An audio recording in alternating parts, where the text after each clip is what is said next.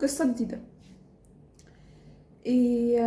واحدة بتقول ايه، والله انا ما عارفة اقول ايه في مشكلتي غير اني في بلاء عظيم. انا زوجي دكتور بيشتغل ليل مع نهار. كنا في اول الجواز تقريبا بنشوفه انا واولادي تخاطيف، لانه ما بين العيادة بتاعته وما بين المستشفى، وفضل الحال على كده طول الوقت. قلت لما يكبر عيالي يمكن يجي يقعد معانا ونبقى نشوفه اكتر في البيت، بس برضو بعد ما كبروا الاطفال يعني فضل على نفس الحال. الصراحة هو قايم بالدورين، دور الراجل شغال ومصاريف، ودور الست كمان لانه بيجيب الاكل والشرب والهدوم وكل حاجة، وما بيسيبنيش انا اعمل اي حاجة، وبيحدد لي اعمل اكل ايه النهاردة، ويعني اختصاصي ودوري ملغي. وطبعا كل ده علشان ما يمسكنيش قرش في ايدي. والله ارتضيت، لاني كنت كل ما احكي لحد يقول لي يا ستي ارتحتي من وجع القلب، فبقيت اسكت. لكن مع اخر مشكلة ليه خلاص جبت اخري.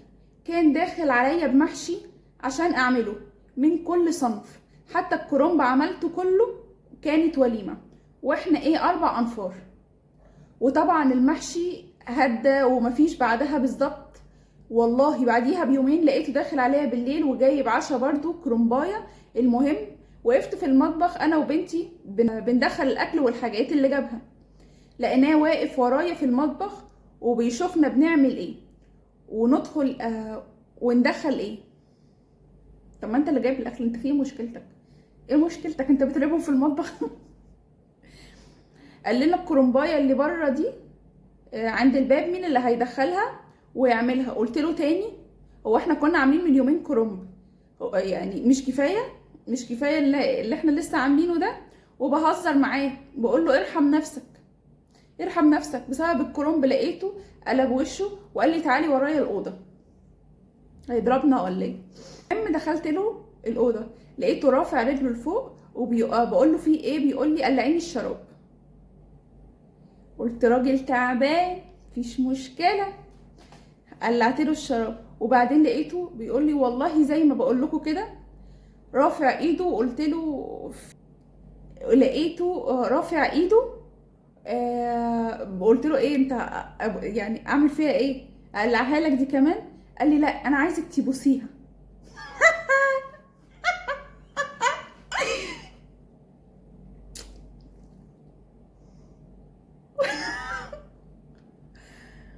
ايرور، والله العظيم. ابوسها ماشي. قالت له قال لها تبوسيها.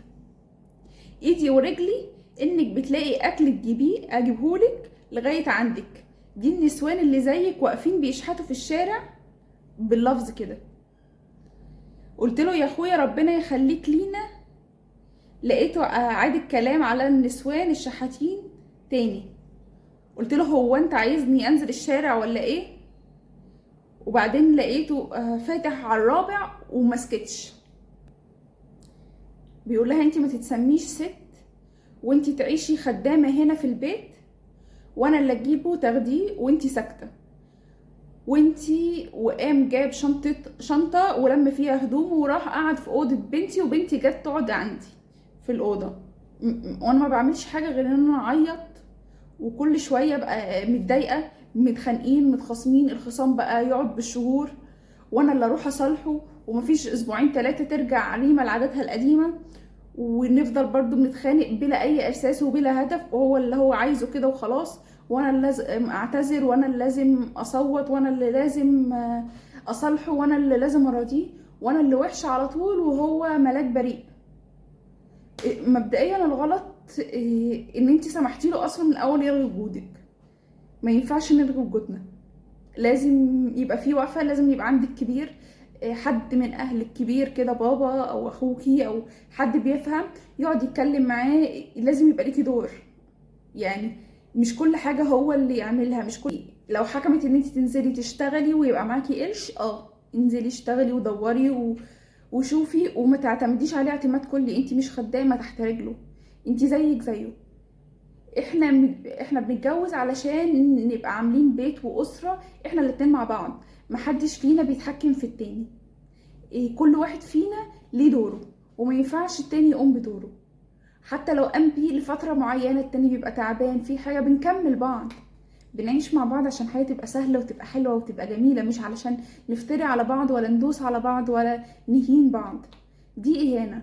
وربنا ما يعني ربنا كرم من الستات. انت مين انت عشان تيجي تهينهم وتقول لهم انتوا خدامين تحت رجلي؟ ولا انت مين؟